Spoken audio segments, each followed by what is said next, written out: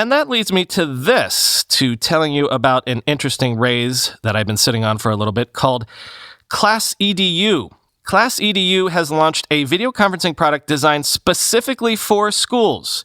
The product is called Class for Zoom.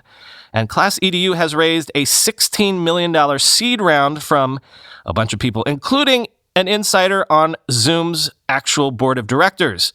Also, one of the founders of ClassEDU is the former CEO of the education SaaS product Blackboard.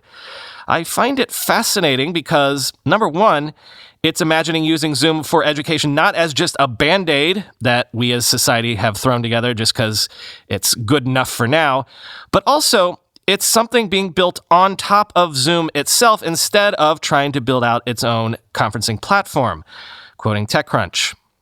The best way to break down Class for Zoom's features is by separating them into two buckets: instruction tools and management tools.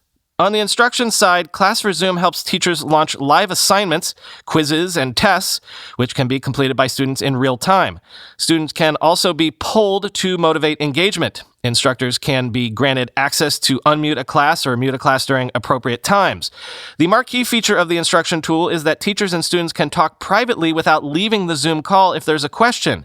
This is key for shy students who might not want to speak up, inspired by Chasen's daughter, who struggled to share in front of an entire classroom.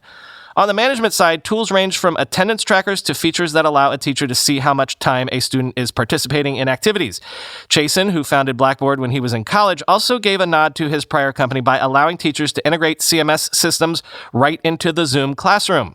Less popular, Chasen jokes, is Class for Zoom's ability to give teachers intel on if a student has Zoom as the primary app in use on their screen.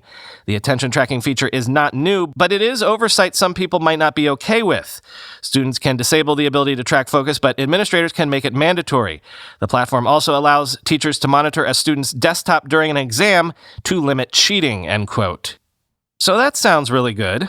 And frankly, it sounds like one of those ideas where you're like, that's so obvious. Why didn't I think of that first? But as the author of the piece, Natasha Mascarenas, says, the Zoom SDK is currently wide open and free to use.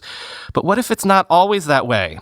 If Zoom decided tomorrow that it was a platform in the, App Store sense of the word, and they changed their SDK policies, wouldn't that be lights out for a product like Class for Zoom?